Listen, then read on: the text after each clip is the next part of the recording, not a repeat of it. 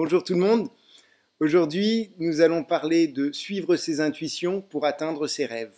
Et pour cela, nous avons le plaisir, non, l'honneur d'avoir un entretien avec Bruno, le batteur d'Unswab. Donc salut Bruno. Salut. J'espère que tu vas bien. Très bien. Ah bah, c'est impeccable. Alors, j'adorerais vous dire qui est Unswab, mais la seule chose que je vais vous dire, c'est que ça fait 18 ans que je les supporte et que je les porte. Donc, en quelques mots, peux-tu nous dire qui est Unswab ou enfin ce que c'est pour les personnes qui ne vous connaissent pas encore?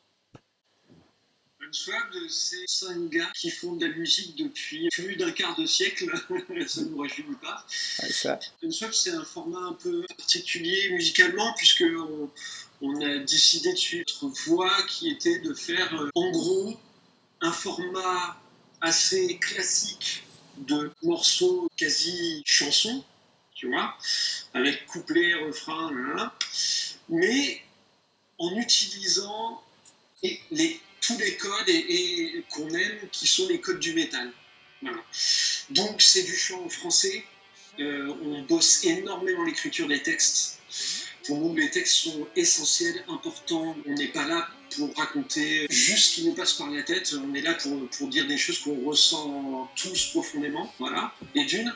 Et de deux, musicalement, on suit notre, tu en parlais juste avant, on suit notre instinct.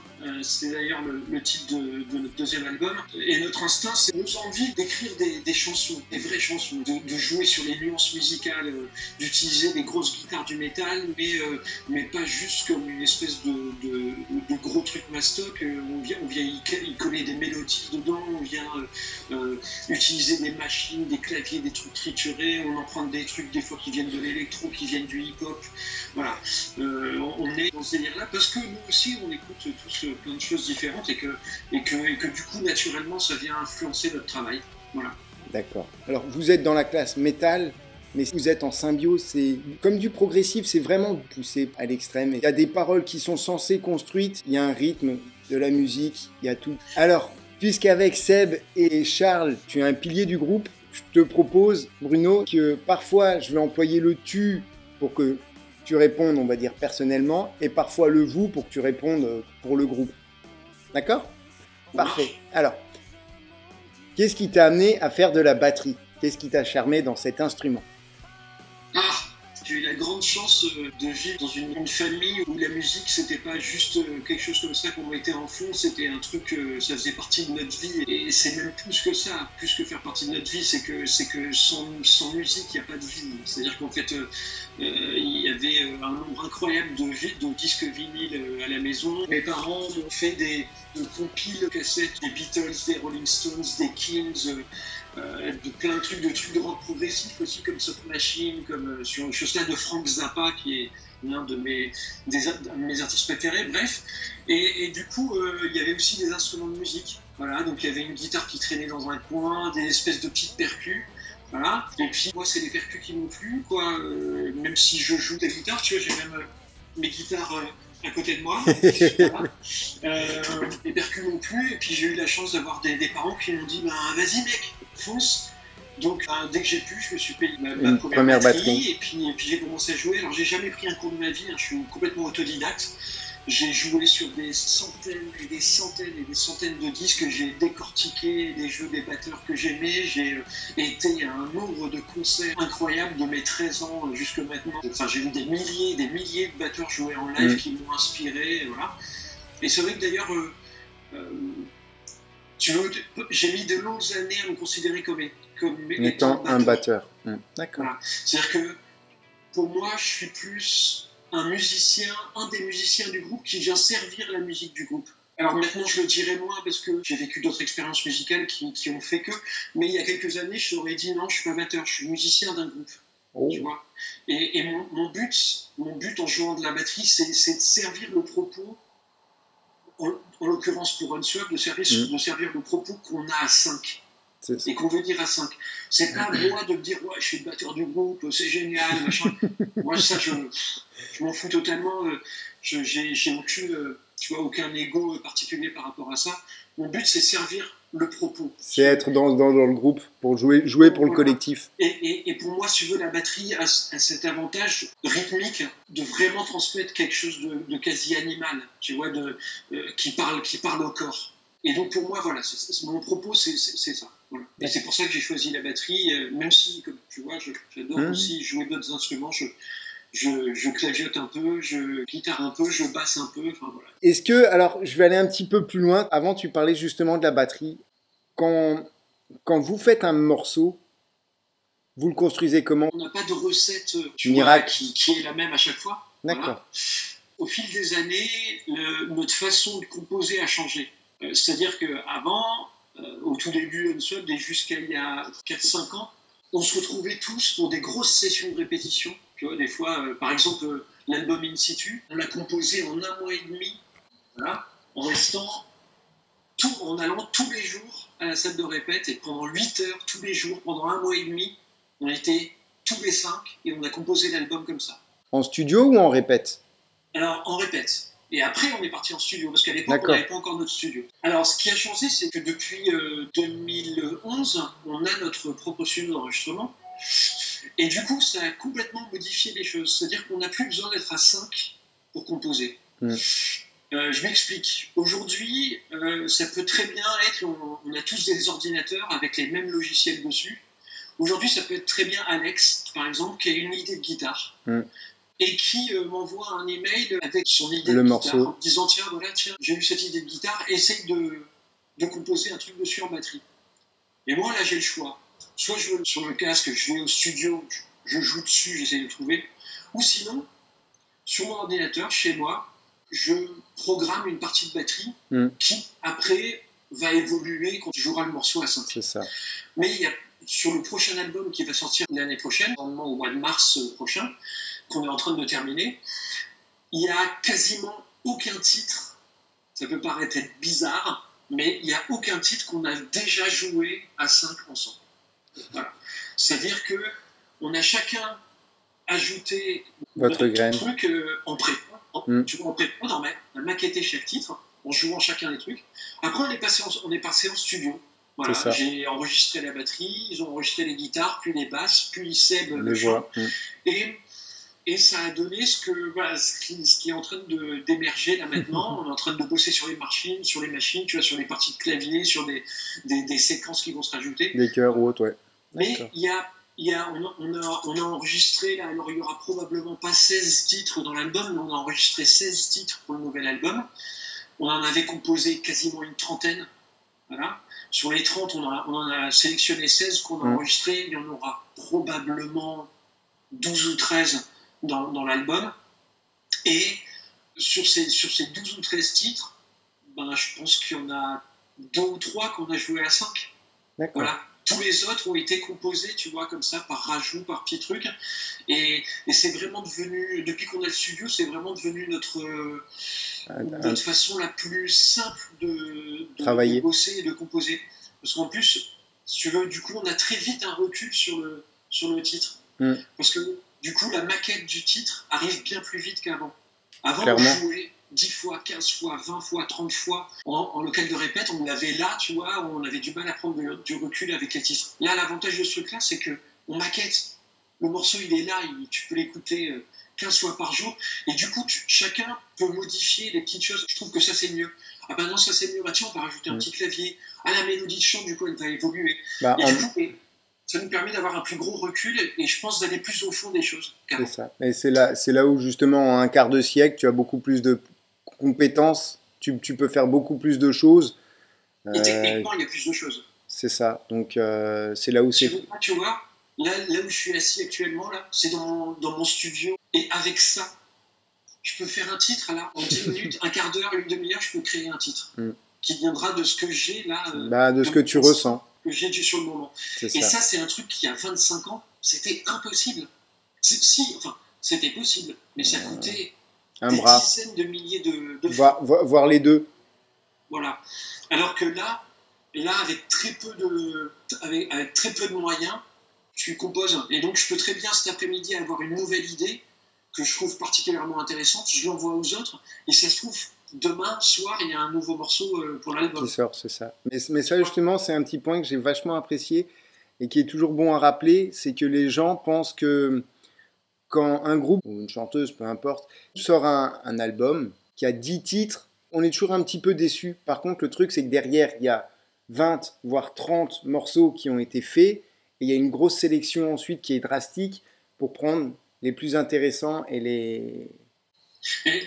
C'est-à-dire qu'on vient d'une génération où faire un album veut dire encore quelque chose. Et donc, quand tu fais un album, tu le construis par rapport à des thèmes que tu as envie d'aborder, par rapport à une homogénéité musicale. Et donc, déjà, rien qu'avec ça, il y a quelques titres qui s'éliminent, parce que tu sens bien qu'ils ne vont pas avec les autres. C'est ça. Et puis, après, il y a des titres qui sont porteurs. C'est-à-dire que tu composes un titre et tu te dis, oh, putain, celui-là, la question ne se pose pas, il est dans l'album. Tu vois. Et donc, du coup, celui-là, il va fédérer d'autres titres autour pour créer une vraie histoire, un vrai album qui a un sens. Et comme je disais avant, c'est que toutes les chansons, il y a justement cette continuité. Et au-delà de ça, sur tous vos albums, on sent également une évolution entre le début qui était assez, je dirais, sombre dans les chants de Seb, et petit à petit, on sent qu'il s'améliore, qu'il devient un petit peu plus dur vu que le contexte actuel joue un petit peu. Je sais que sur l'album De l'ombre à la lumière, en fait, il y avait les attentats. Mais oui, mais si tu veux, forcément, pendant qu'on compose un album, il se passe des choses, et du coup, elles viennent influencer l'écriture. C'est ça. Je ne vais pas dévoiler à l'avance ce qui va se passer dans le 6e album, mais, bonjour toi. Mais c'est ma chère fille. J'imagine. Et donc voilà, tu vois, nous on a toujours été très imprégnés de ce qui se passait autour de nous. Alors, peut-être aussi l'évolution qu'il y a eu depuis le début dans l'écriture des textes, c'est que je pense que au début on écrivait des textes qui étaient très, très intimes sur les souffrances qu'on avait à ce moment-là, sur les envies qu'on avait pour le futur. Et c'est normal, quand on a commencé, on avait la vingtaine, et on avait, comment dire, un choix des possibles dans nos vies qui était immense. Et aujourd'hui, ce qui nous inspire de plus en plus, c'est la transmission, peut-être. Quel rôle chaque être humain peut avoir pour améliorer les dysfonctionnements du monde qui nous entoure, de la société. Et les dysfonctionnements, ils sont intimes. C'est-à-dire que ce que je pense moi, ou ce qu'une autre personne dans la rue pense de ce que devrait être le monde est différent. Donc c'est juste nous, notre humble vision des choses. Vision, c'est ça. D'accord. La grande classe. On en a déjà parlé, mais est-ce que tu peux nous donner justement votre parcours? Comment s'est déroulée votre évolution professionnelle? Alors, on a eu avec Unshot, au début, on était juste un groupe de bars, tu vois, on jouait dans les bars de Lille, des locaux. Ouais, et on n'avait pas forcément une envie particulière de pro ou de, tu vois, voilà. Et bon voilà, il se trouve qu'on a eu la chance de faire des rencontres. Qu'est-ce qu'il y a? Formidable. On a eu la chance de faire des rencontres dans nos vies qui fait que il y a des choses qui sont émergées, qui ont émergé, tu vois. On s'est retrouvés à signer sur BMG, qui était une major à l'époque pour le premier album, sans vraiment se rendre compte de ce qui se passait, tu vois. Puis on s'est retrouvés à tourner en France, en Suisse, en Belgique, à être écoutés au Brésil, au Québec, au Japon, sans vraiment se rendre compte aussi. Nous, on suivait le petit bonhomme de chemin. Voilà. Et puis, il se trouve que du coup, par la force des choses, on s'est professionnalisé. C'est-à-dire qu'on s'est dit, bon, là maintenant, on va arrêter les conneries. Hein. On a un peu cadré les choses. On était mieux entourés aussi. À l'époque, on avait un manager qu'on adore toujours et qui restait un putain de pote qui s'appelle Jérôme Farco, qui était aussi le manager de Out, qui nous a appris à structurer les choses, tu vois, à pas sacraliser les morceaux, à aller plus au fond de nos recherches musicales, etc., etc., etc. Voilà.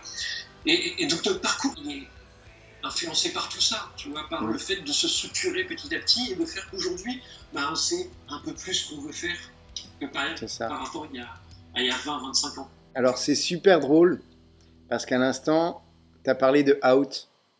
Ouais. Et Out. Et il me semble que vous avez même fait une tournée ensemble l'année dernière, si je ne me trompe pas. Alors, Ou il y a avec 2 ans? Out, Ouais, vous n'avez pas avait fait fait une une date première tournée quand il y a très, il y a 20 ans? il y a très longtemps. Mais là, il me semblait que vous aviez fait une date avec eux il y a peu Alors, de on avait temps. fait une date, ouais, parce qu'ils se sont reformés. C'est ça. Voilà. Et d'ailleurs, pour la petite histoire, le nouveau bassiste de la reformation de Out, c'est Tom, le bassiste d'Unswap. D'accord. Vous êtes musicien professionnel, vous 5, mais vous devez quand même bosser à côté pour justement permettre d'assurer la descendance et répondre à des besoins. Déjà, qu'est-ce que tu fais toi en dehors et est-ce que c'est pas compliqué justement de gérer 2 choses en même temps? Alors, je pense que ce qu'apporte cette vie, c'est d'apprendre à segmenter les choses. C'est-à-dire que tu as une vie de famille, Juste tu derrière. as une vie musicale, tu as une vie musicale qui est semi-professionnelle, et puis un métier à côté qui te permet, lui, de continuer à faire la musique que tu aimes. Ce qu'il faut savoir, c'est qu'en France, il y a très très peu, mais quand je te dis très très peu, le pourcentage de musiciens de groupes de métal qui vivent que du métal, il est mais minime. Tu vois. Ce pourcentage est bien plus gros, par exemple, en chanson française ou en musique électronique ou en hip-hop. C'est ça. En métal, il y a très très peu de groupes qui vivent de leur musique. Donc effectivement, on est tous obligés d'avoir un métier à côté. Un boulot à côté. Alors, et est-ce qu'il a un lien avec le milieu musical? Comme je voulais absolument garder énormément de temps pour avoir une vie de famille et pour jouer de la musique à peu près comme je veux, je suis devenu ce qu'on appelle backliner. C'est-à-dire que je m'occupe des instruments de musique d'artistes connus. Voilà. Donc j'ai longtemps tourné avec Indochine, j'ai fait un bout de tournée avec Chaka Pong, j'ai fait un bout de tournée avec Aaron. Dernièrement, j'ai même bossé avec Christophe Willem, avec Soprano, avec Amel Bent. Et j'ai fait une date avec NTM. J'ai remplacé un de mes potes qui est backliner sur NTM. Voilà.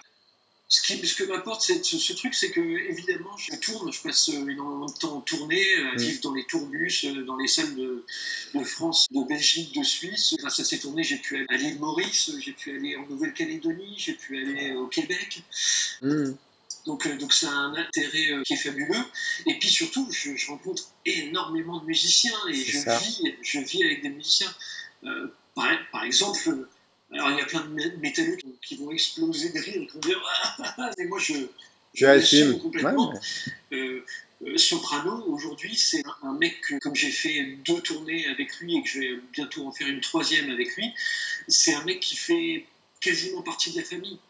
Et c'est un mec que j'adore. C'est un mec qui a une conscience artistique sans faille. Au top. C'est un mec qui a une plume, une écriture qui est énorme, fabuleuse.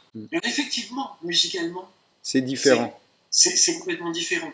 Et il le sait parce que je lui ai déjà dit. D'où tu viens? Je préférais ce qu'il faisait dans les psychiatres de la rime. Et voilà, d'ailleurs, écoutez le titre de I.Am qui était sur le dernier album de I.Am où il y a la reformation des psychiatres de la rime en feat avec I.Am. Le morceau est juste phénoménal. Voilà, c'est les patrons qui reviennent. Voilà. Donc, bref, tout ça, tu vois, ça me permet aussi de rencontrer énormément de réalisateurs musicaux. C'est ça. Qui composent actuellement les tubes qui passent. Qui tournent à la radio. Même si c'est pas du tout le même cadre musical, eh ben, ça donne des idées. Ce qu'il y a, c'est que justement, alors là, j'ai vraiment apprécié ce que tu as dit, c'est ce côté ouverture d'esprit que malheureusement beaucoup de métalleux, enfin, c'est pas qu'ils ont pas, mais ils restent dans une case, alors que si on s'ouvre aux autres, on s'enrichit sans cesse. Écoutez-moi, en votre honneur, on va appeler notre nouvelle armée les métalleux, avec un M majuscule, parce qu'il faut pas déconner avec nous. Les métalleux. J'aime bien. Ouais, cool.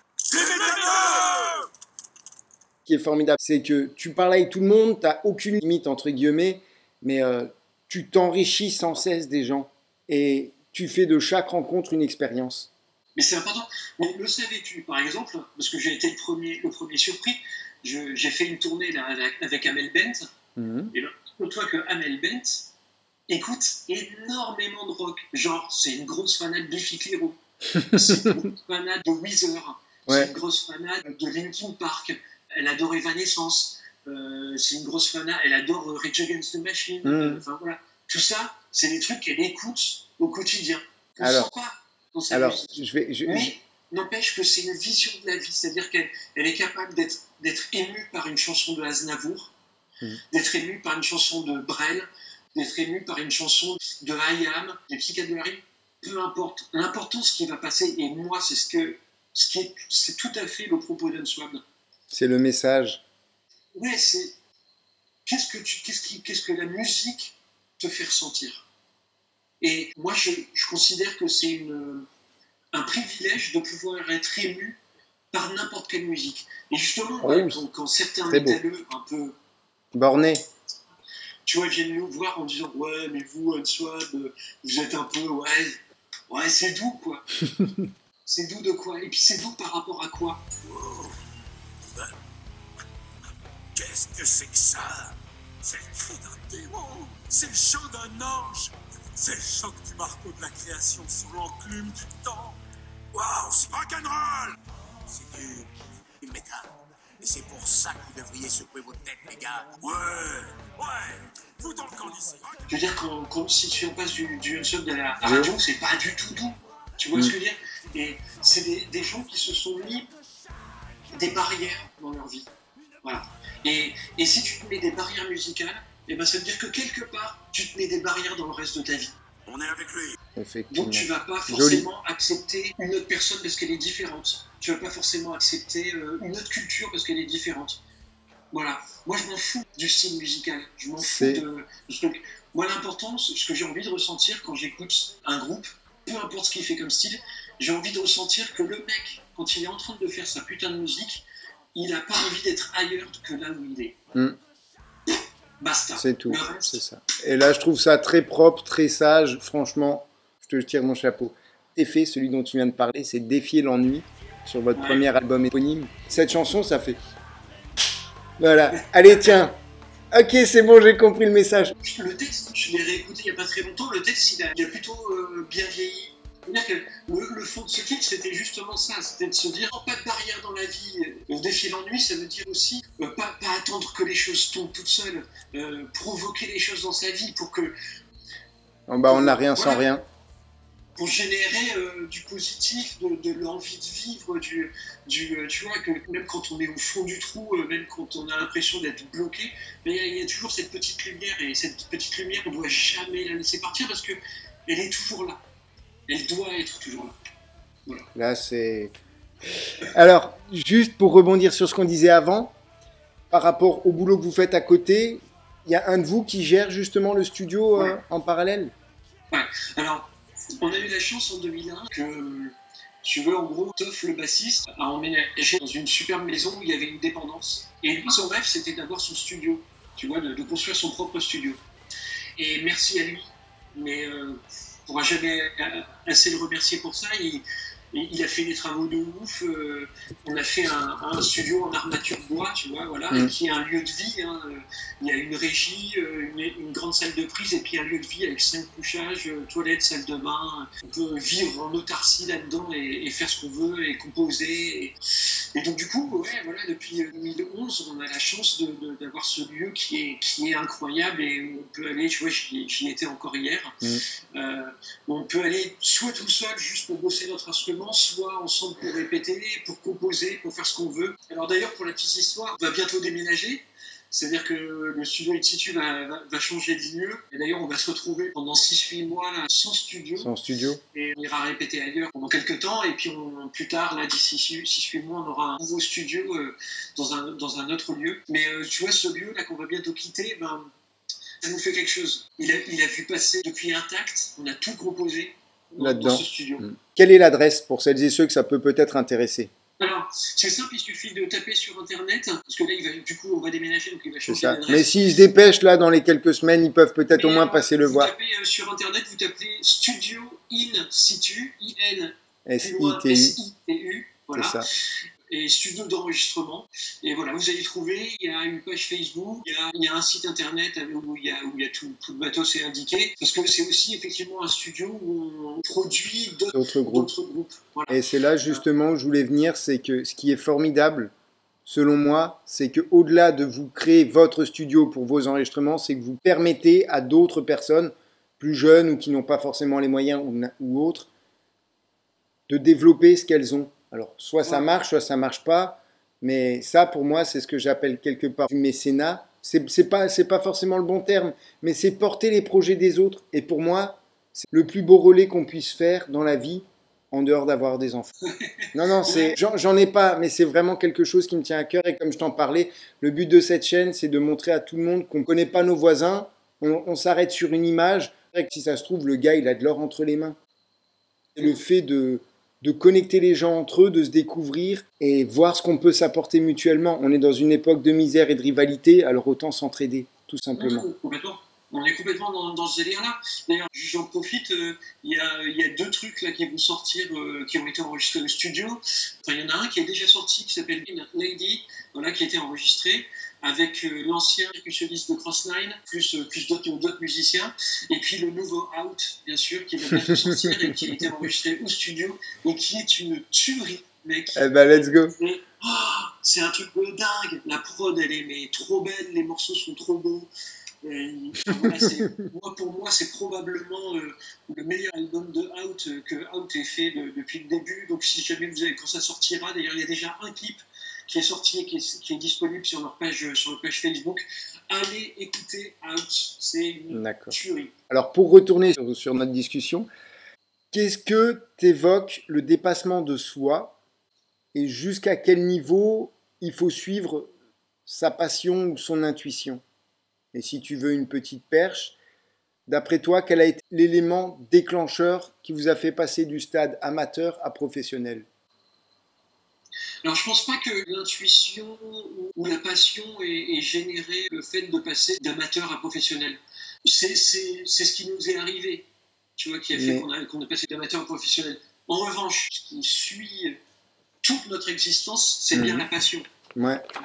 C'est-à-dire que pour nous, faire de la musique, composer des choses, c'est pas juste assembler des notes et des mots, tu vois. Là-dessus, je te donne entièrement raison. Le truc, par exemple, avant, tu as parlé de Soprano. Soprano, ce qu'il a placé à ce niveau-là, c'est son excellence. Il ne lâche rien. Il joue sans cesse. Et pour moi, c'est en travaillant, c'est en s'exerçant qu'on atteint la perfection. Si on ne suit pas sa passion, on n'atteint pas certains niveaux. Elle est là la différence entre l'amateurisme et le professionnalisme. Oui, alors, après, tu sais, il y a des tonnes de musiciens, de peintres, de sculpteurs qui ne sont pas professionnels et qui débordent de passion et de création. On est d'accord. Et qui, tu vois, qui font des tonnes de choses. Moi, je pense que si tu veux, la passion, elle a d'intéressant qu'elle te fait probablement accepter des choses que tu n'accepterais pas autrement dans ta vie. Des sacrifices ou quelque chose, peut-être? Oui, pas forcément. Moi, je dirais pas le mot sacrifice. On va prendre un exemple. Nous, on a calculé, comme ça, avec Unswap, un album, c'est plus de 1000 heures de travail.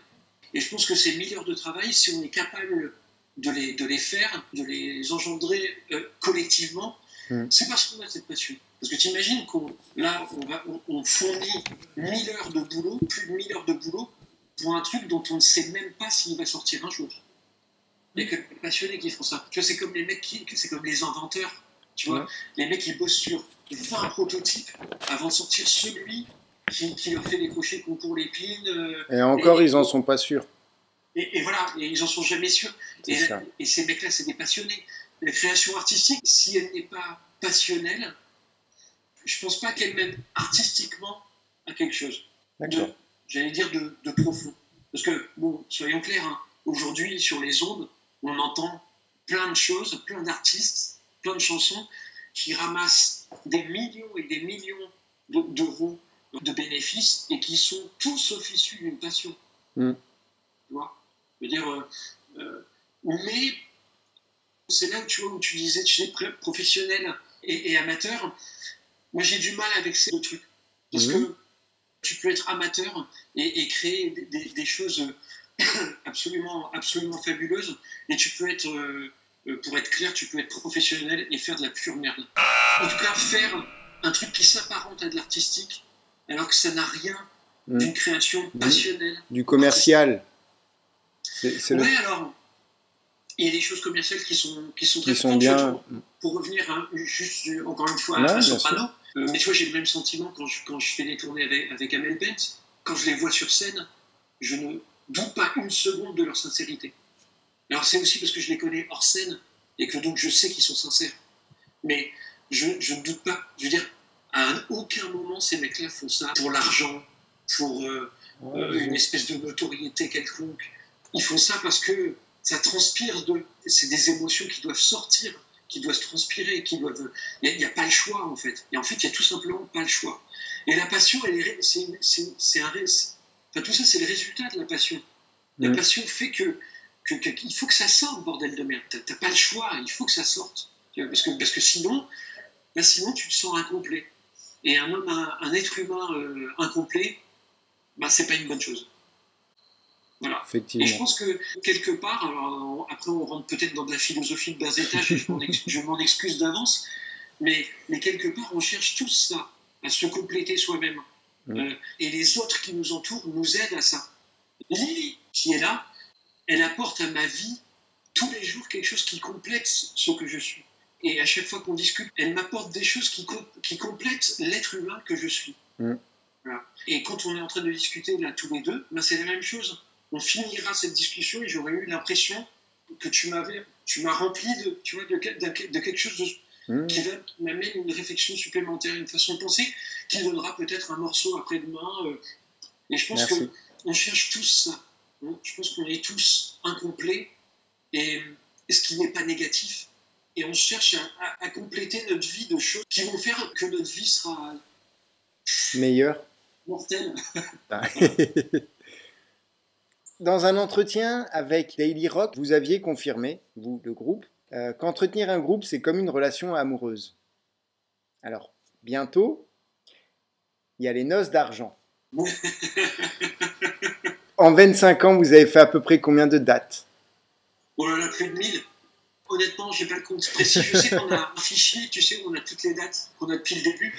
Mais j'ai pas le compte, mais ouais, on est à plus de 1000. Ouais. En fait, je posais la question pour savoir si vous aviez prévu quelque chose d'autre qu'une tournée des stades pour fêter ça.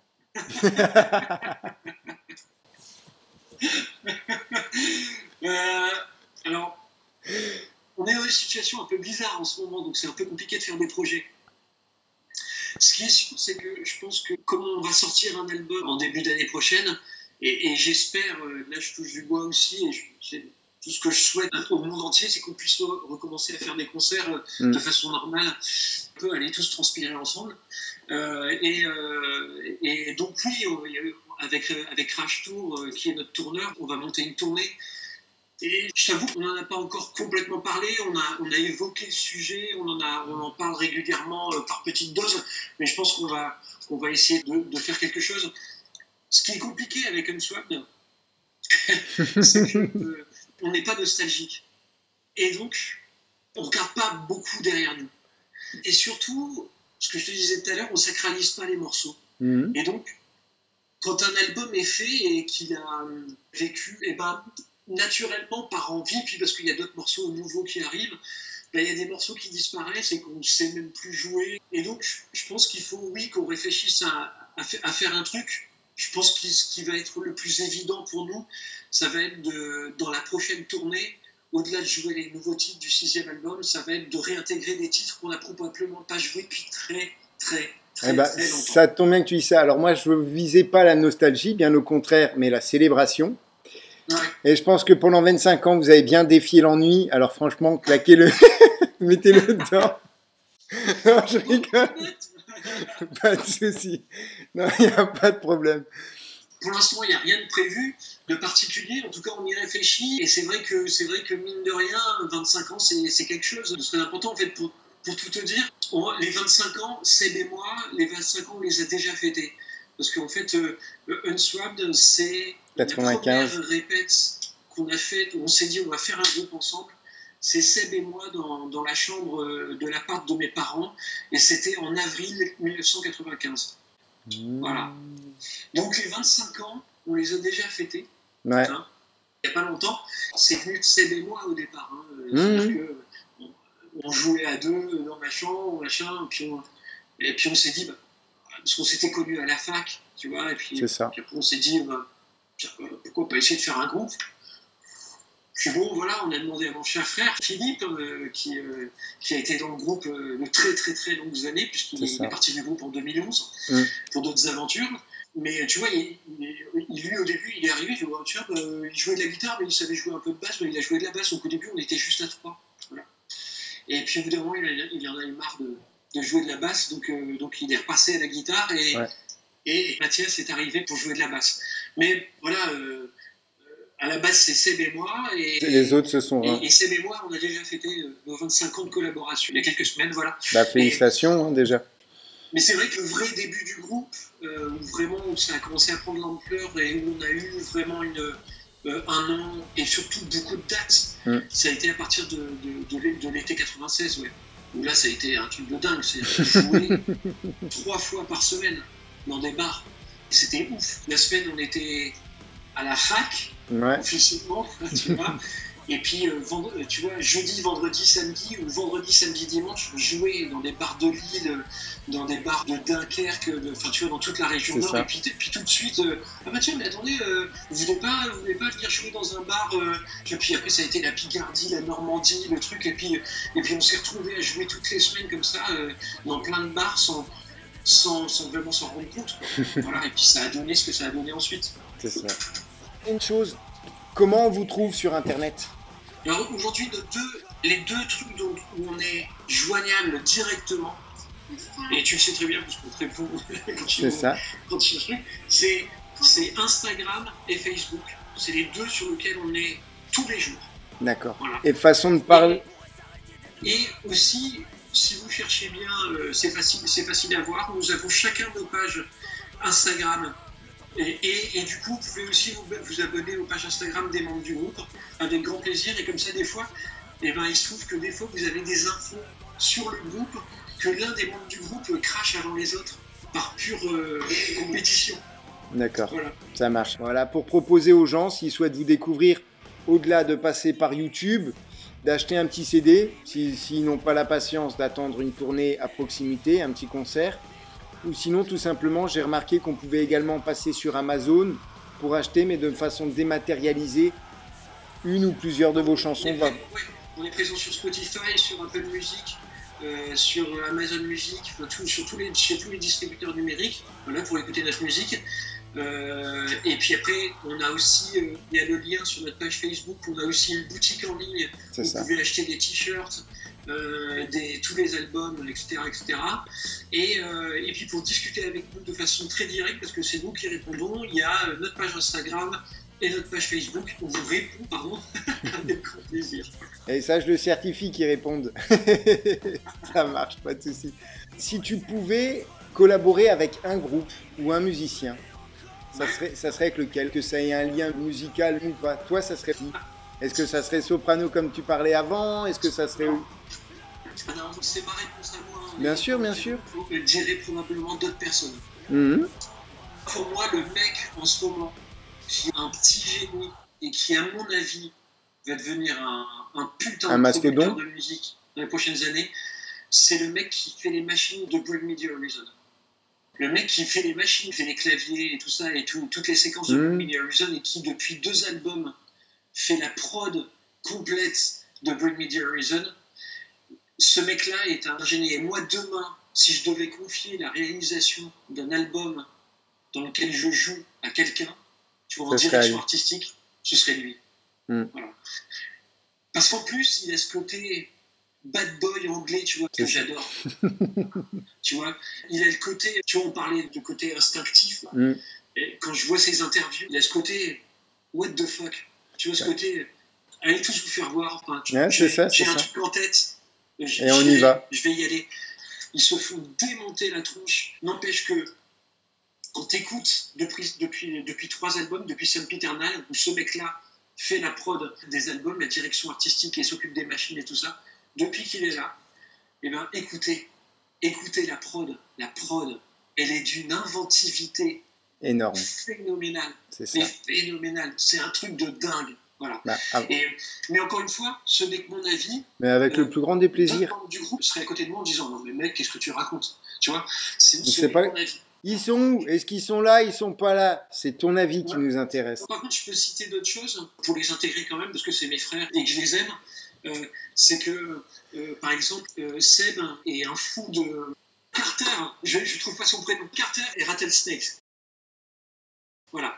Il est un fou de ça. Il aime bien son côté punk, tu vois, son côté jusqu'au boutiste. Vraiment, c'est un truc qu'il écoute beaucoup. Un mec comme Alex, lui, en ce moment, est vachement attiré par des trucs rock électro. Hein, Ouais. rock électro, un peu sombre, un peu dur. Et puis, donc, je pense qu'on aurait tous Des influences. Bah, Voilà. c'est aussi une histoire d'influence de ce que vous écoutez le plus et ça file dans tous les sens. Voilà. Mais par contre, c'est vrai que je pense quand même qu'au niveau de la direction artistique, notamment de l'ombre à la lumière, notre 5e, et du 6e qui arrive, on se rejoint tous sur ce côté, les mecs, arrêtez-moi si je me trompe, faire quelque chose qui est brut mais classe. Tu vois, c'est-à-dire brut dans les sentiments, coupant comme une lame de couteau, quoi, incisif, mais hyper énergique, mais avec le côté classe de produire quelque chose qui soit joli. Parce qu'on a besoin de ce côté classe. Je sais pas d'autres mots. Eh ben, moi, j'ai deux choses à te dire. Un live où ils sont avec un fil harmonique derrière. Non, mais il faut regarder ça. Hein. Je l'ai acheté parce que si tu veux, cet album-là de Bring Me the Horizon, tous les bénéfices de cet album-là allaient pour la recherche contre le cancer. Un concert unique au Royal Albert Hall à Londres, avec un orchestre symphonique et 200 ou 300 chœurs derrière. C'est ça, voilà. C'est ça. Et c'est une tuerie. Gigantesque, ouais, c'est ça. Mais je trouve ça rigolo parce qu'en fait, il y a plein de... C'est incisif, mais classe. Est-ce que tu connaîtrais au nom du groupe quelle était votre scène préférée? Notre concert préféré? Ouais. Est-ce que c'était une petite salle, une grande salle, enfin... De façon générale, on est plutôt adepte des... On aime soit les petites salles, 400-500 personnes, voilà, soit les gros festivals. Voilà. Donc, on aime bien, par exemple, jouer effectivement à la laiterie à Strasbourg. C'est... Voilà. On adore jouer au Splendide à Lille. On adore jouer au Ferrailleur à Nantes. Super salle, le Ferrailleur. Les Nantais, s'il y a des Nantais qui me regardent, soutenez le Ferrailleur. Le Ferrailleur est une salle incroyable. Si vous avez l'occasion d'aider le Ferrailleur, allez sur leur page, ils ont besoin d'aide. Voilà, c'est à Nantes. C'est une tuerie, une salle d'enfer. Est-ce que le Ferrailleur, il est sur le quai des Bananes, par hasard? Exactement. Et super salle. Voilà, une tuerie. En plus, les gens là-bas sont adorables. Enfin bon, bref. Voilà. Et puis après, on a des super souvenirs de festival. C'est-à-dire, quand on a fait le festival de Dour, c'était une tuerie. Voilà. Quand on a fait le Download Festival, c'était une tuerie. Quand on a fait le Printemps de Bourges, c'était canon. On aime bien ces deux formats. Voilà, c'est les deux formats qu'on préfère. Qu'est-ce qu'il y a, Lydie? Il y a aussi un truc à Paris, une salle à Paris que t'aimes bien. Oui, il y a un accident pendant un moment. Ah bah oui, bien sûr, le Bataclan. Le Bataclan. Oui. Nous avons joué au Bataclan en première partie de Cavalera Conspiracy et ça reste un souvenir incroyable. Si je me trompe pas, vous deviez faire la première partie de Papa Roach à Lille, mais il y a eu le Bataclan et ça a été annulé. Exactement, c'était le jour du Bataclan. Ouais, donc, non, on devait jouer le lendemain. C'est le lendemain. Ça a été annulé et horrifiant. Encore. Je suis désolé, là, j'ai l'émotion qui monte, mais qui repose en paix, tous ceux qui sont malheureusement décédés au Bataclan. Mais pour rien te cacher, lors de cette tuerie au Bataclan, on a perdu des gens qu'on aimait. Voilà. Je suis désolé. Voilà. Et en plus, comme on connaît très bien les lieux, pour y avoir joué, tu as là aussi moi, l'émotion. Ouais, comme on connaissait très bien les lieux, on a d'autant plus vécu le truc, enfin tu vois, ressenti le truc. Ça a été terrible. Et du coup, il faut d'autant plus jouer de la musique, compléter nos vies, comme on disait tout à l'heure, profiter des gens qu'on aime, etc. C'est le meilleur hommage qu'on puisse leur faire. On se rapproche de la fin, de l'ombre à la lumière. C'est passé du côté, on va dire, obscur, où tu restes dans tes projets, à l'éclat, comme je dirais un enfant, c'est tu donnes vie à ton projet. passer de l'ombre à la lumière. Peux-tu me citer 2 personnes qui t'ont inspiré toi? Oh, 2. Ouais. C'est compliqué de... Ouais, ça va. Tu peux en prendre 3 si tu veux. Pour moi, Frank Zappa, c'est une évidence parce que je l'écoute depuis que j'ai 6 ans. C'est comme s'il faisait partie de ma vie. Tu vois, il est là, sa musique est toujours là, et je pense que tout musicien, et j'allais dire tout être humain, qui se doit d'écouter au moins une fois dans sa vie un morceau de Frank Zappa. L'humanité, du génie à l'état pur. Voilà. Après, l'autre mec qui a beaucoup marqué ma vie et qui a beaucoup marqué la vie de Seb aussi d'ailleurs, c'est le chanteur de Pearl Jam, voilà, Eddie Vedder. Alors, Alex et Charles, en entendant dire ça, je pense commenceraient à passer la corde autour de mon cou pour m'exécuter sur le champ parce qu'ils détestent ça. Mais voilà, tu me demandes à moi. Bah ouais. Et moi, j'ai envie de te dire Eddie Vedder. Parce qu'Eddie Vedder, pour moi, il représente ce dont on parlait tout à l'heure, la petite lumière. Voilà. C'est-à-dire qu'au moment où moi j'étais déprimé au fond du trou, et ben, même ma petite lumière c'était les chansons de Pearl Jam et les textes d'Eddie Vedder.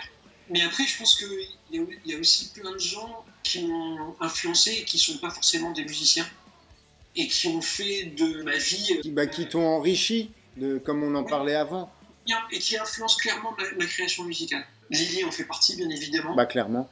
Je vais dire un truc qui est absolument gnangnan, mais je vais le dire quand même parce que ma femme est juste une énorme boule de force. Un soutien énorme. Et j'aimerais pouvoir lui rendre hommage chaque fois que c'est possible.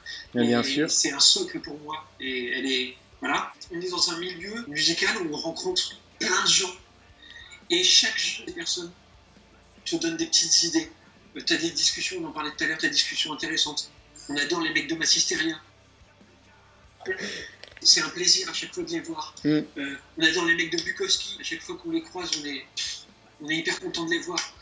Ça c'est un petit point que je trouve sympa, c'est que vu que le métal français n'est pas super développé, le cercle n'est pas énorme, ce qui fait que vous pouvez vous recroiser de temps en temps et ça anime encore plus cette sympathie, ce respect, cette confiance. Tu vois, à chaque fois qu'on joue avec le Fofora, Seb et Renaud ont des discussions à bâton rompu. Oh non, mais ça peut durer.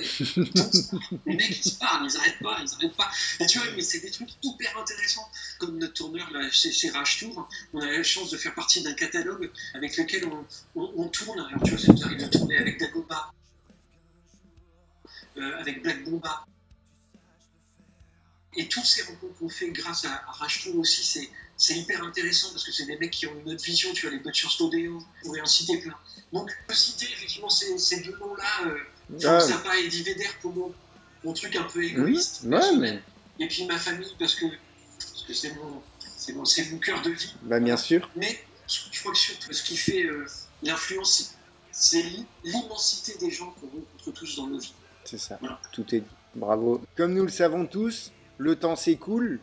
Et si maintenant tu apprenais que le monde s'arrêtait dans 48 heures, que ferais-tu?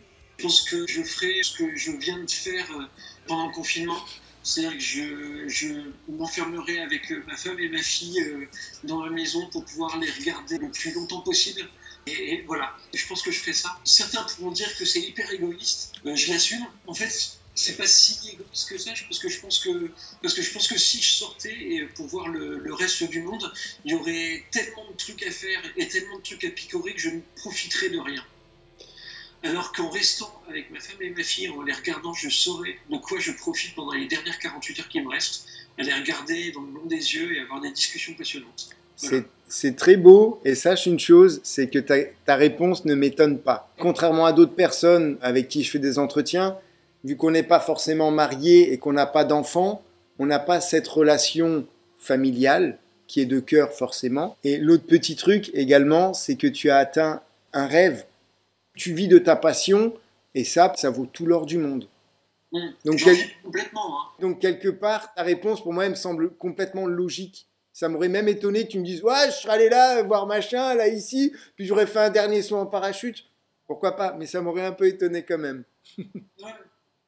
Non mais, ce que je veux dire aussi, c'est que ça fait un peu conclusion, mais si tu veux, nous, avec Unsub, on a toujours eu, et depuis très longtemps, bien avant que ce soit à la mode, une conscience écologique. Et pour nous, l'écologie, c'est pas juste un mouvement politique ou un mouvement de pensée qu'il faudrait imposer aux autres. C'est tout simplement une nécessité. C'est ça. Je vais dire un truc complètement évident, hein, mais on a une planète, hein, et on n'en a qu'une, hein, il n'y en a pas 36. Je viens de le noter sur ma main, je savais que tu allais dire ça. Voilà. Et tu vois, tu parlais de fin du monde dans 48 heures. Je suis pas du tout catastrophique par rapport à la suite du monde. Moi, j'ai extrêmement foi en l'être humain. Je suis peut-être trop naïf, mais en tout cas, j'ai extrêmement foi en l'être humain. Et j'ai foi en la génération qui arrive derrière, qui a, elle, de base, de naissance, une conscience écologique et une conscience que cette planète, il faut la chérir. On doit se rendre compte, c'est comme tu vois l'histoire des gens qui sont végétariens, végétaliens, ou des autres qui bouffent de la viande. Pour moi, tout ça, c'est des trucs extrêmes. Ce qu'il faut, je veux dire, on vit dans un monde où les espèces se mangent les unes les autres. On a cette pensée, on a la chance d'avoir un cerveau et de pouvoir l'utiliser. Et donc, moi, je mange de la viande, mais je la mange, j'essaye de m'approvisionner dans des trucs, dans des circuits où je sais. Circuit court. Voilà, qu'il y a eu respect de l'animal. Et puis, je n'en mange pas des tonnes. Tu vois, la plupart du temps, je ne mange pas de viande. Mais de temps en temps, je mange de la bonne viande. Et je pense que le monde a besoin de réapprendre l'équilibre.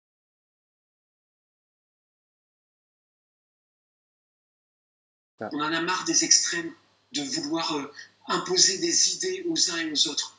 Respecter les idées des uns et des autres et trouver un équilibre qui puisse recherche naturelle humaine de la liberté, tu vois. Voilà. Pour nous, ça c'est essentiel. C'est pour ça que l'écologie, c'est un mouvement de pensée. C'est une évidence. C'est ça. On doit faire gaffe à tout ce qui nous entoure.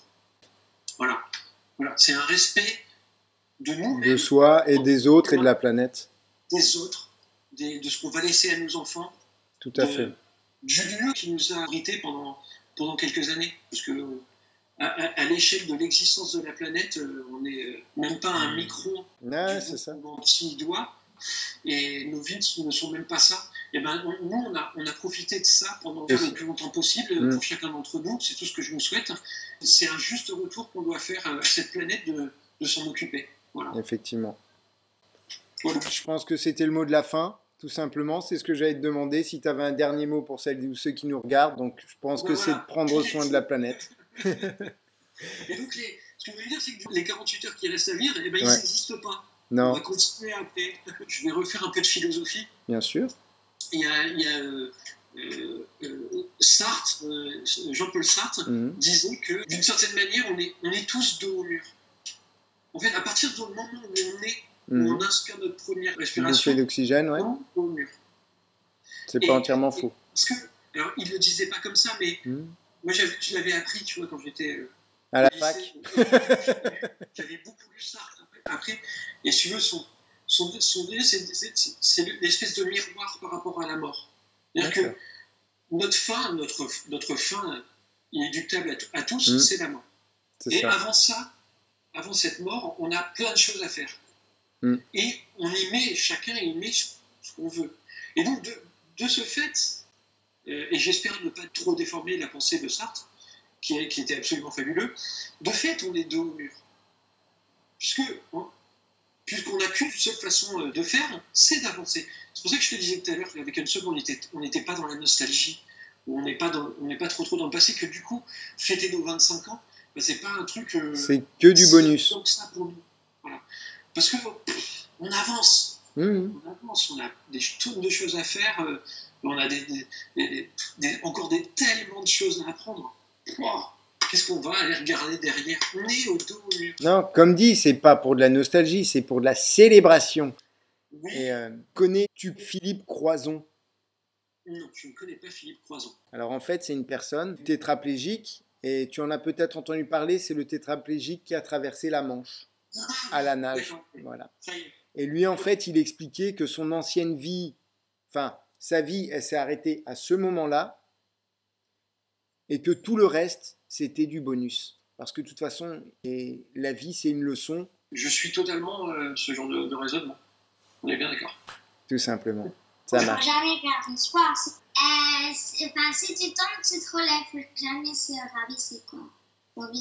Jamais perdre espoir. Voilà. C'est ça. D'accord, ça marche. Parfait. Bah écoutez, moi je vous remercie la petite famille. Merci à toi. Merci vraiment Bruno. Passe le bonjour à tout le monde et je vous dis à bientôt. Carrément, mec. À plus. Avec plaisir, ça roule. Ciao, ciao.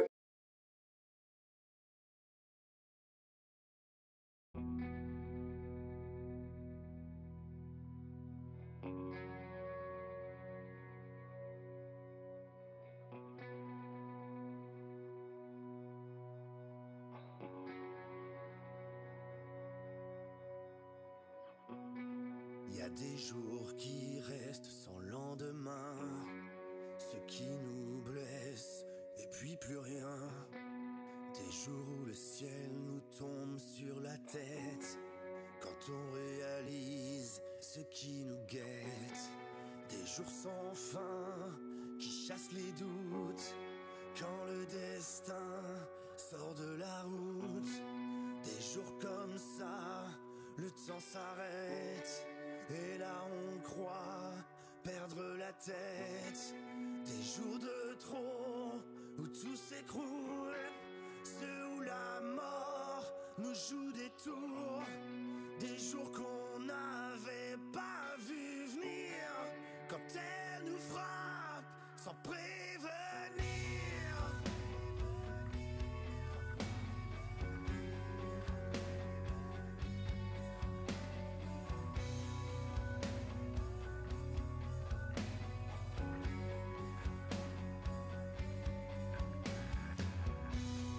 Des jours avec et des jours sans, relever la tête ou faire semblant.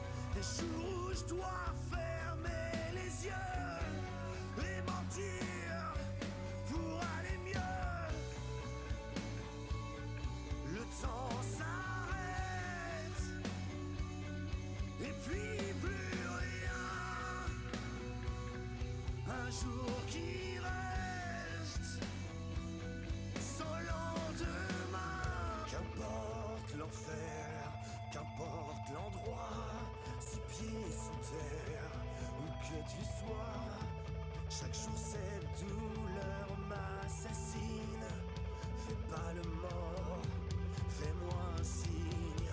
Qu'importe l'ailleurs, qu'importe l'endroit, dans le fond du cœur